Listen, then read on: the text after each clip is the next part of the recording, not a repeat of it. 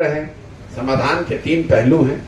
एक, कि जनता को ये समझ हो कि भाई आपकी जो समस्या है इसके समाधान के लिए आपको स्वयं से जागरूक होना पड़ेगा, स्वयं से प्रयास करना होगा। ऐसा नहीं हो सकता है कि आपकी समस्या शिक्षा की है और वोट आप पुलवामा के आधार पर देंगे और सोचेंगे कि शिक्षा सुधर जाए।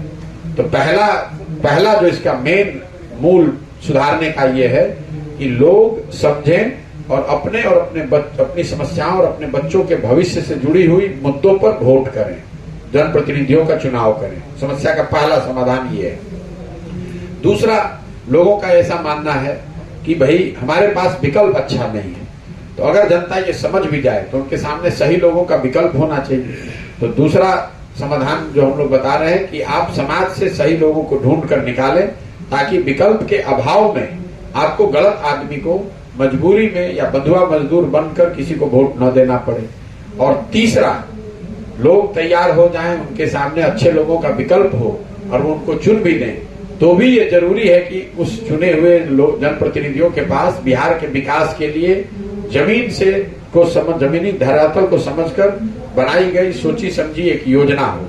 तो यही काम हम लोग कर रहे हैं। घर घर जाकर, गांव गांव जाकर जनता को ये बता रहे हैं कि आप जाति, धर्म, भारत, पाकिस्तान, पुलवामा, हिंदू, मुसलमान, 5 किलो अनाज, नाली गली को छोड़कर अपने भविष्य, अपने बच्चों के भविष्य के लिए जो जरूरी है, शिक्षा, स्वास्थ्य, रोजगार, इन विषयों पर वोट करें।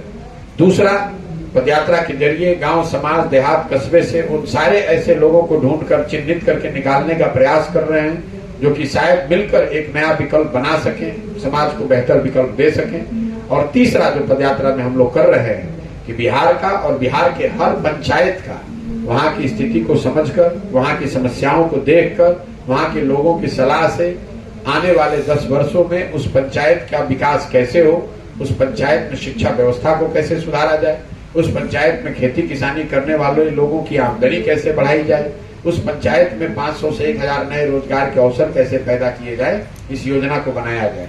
पूरी पदयात्रा क्या उद्देश्य यही है, यही काम कर रहे हैं।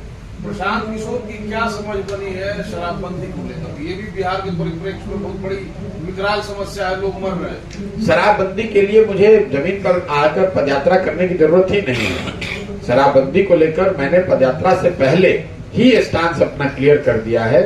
मैं एकमात्र व्यक्ति यहाँ हूँ जो राजनीतिक क्षेत्र में है, जो कि खुले मन से, खुले तरीके से हर दिन ये कह रहा है कि शराबबंदी बिल्कुल रेट्रोग्रेड मूव है, इसको हटाया जाना चाहिए। भाजपा के लोग जो कह रहे हैं कि शराबबंदी हटाया जाए, ये तो तब हटाने की भी नहीं कह रहे हैं। वो कह रहे हैं शराबबंदी से नुकसान हो रहा है। वो तब जब वो सत्ता में नहीं है। आरजेडी के लोग जब विपक्ष में थे तो इसके विरोध में थे, आज इसके पक्ष में है। मैं आपको पहले दिन से कह रहा हूं कि शराबबंदी बिहार के लिए कोई इसका फायदा नहीं, इसके सारे नुकसान हैं। और इसके लिए आपको गांव में जाने की जरूरत नहीं है, बिहार की स्थिति को समझने की जरूरत नहीं है। दुनिया भर में कोई ऐसा उदाहरण है नहीं जहां किसी राज्य ने, किसी देश ने, किसी समाज ने शराबबंदी के जरिए अपना सामाजिक राजनीतिक उत्थान किया हो। दूसरी बात, लोग बताते हैं कि गांधी जी ने शराबबंदी की बात कही, तो वो बात भी सिरे से गलत है। मैं खारिज करता हूं, कैमरे पर आपको चुनौती भी दे रहा हूं, रोज बोलता हूं। अगर आपने गांधी को, किसी ने जो पढ़ा है, पढ़ने या समझने का दावा करता है, वो मुझे लाकर दिखा दे कि गांधी जी ने ये कहाँ कहा है कि सरकार को शराबबंदी लागू करना चाहिए। गांधी जी ने जीवन के कई वर्च्यूज की बात करी। उन्होंने ये कहा आप वेजिटेरियन होना अच्छा है। उन्होंने ये नहीं कहा कि सरकार कानून बना दे कि जो नॉन वेजिटेरियन है उसको जेल में पकड़ लिए बंद कर दिया जाएगा।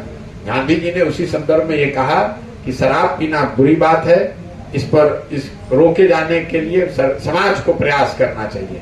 गांधी जी ने ये कहीं नहीं कहा कि कानून बनाकर आप शराबबंदी लागू कर दें और सरकार का अपना जो काम है उसको छोड़ के अब आप शराबबंदी को लागू करने में ही पूरी व्यवस्था को झोंक दें, ये गांधी जी ने नहीं कहा। और तीसरी बात जो धरातल की है, शराबबंदी की वजह से